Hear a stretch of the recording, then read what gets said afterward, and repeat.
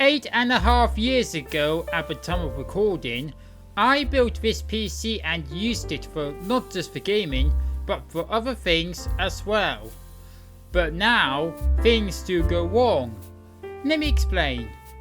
Just as I was about to play the game, for about 5 seconds later when I get to the main game part, the PC automatically shut itself off.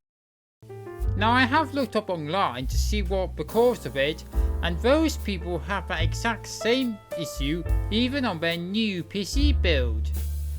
And there's only one cause that I know of, and that is the power supply cable that is connected to the motherboard.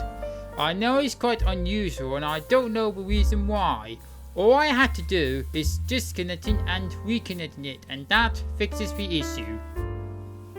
And the other issue that I had is the CPU fan was not spinning after it was booted up like a few seconds later, but thankfully it did start to spin up again like a few minutes later.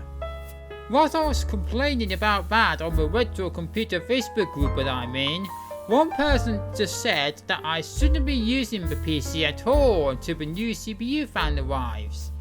At this point I really don't want to be buying a new CPU fan because, well, it was all fine and it can fix all on its own. Now I have done some upgrades to this PC in the past, and my first ever upgrade was back in June of 2018 as it's shown on the video.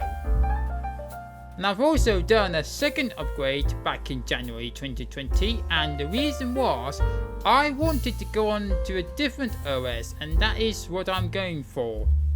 Although these are the photos that I took during Christmas Day in 2019, after I've opened the presents, obviously.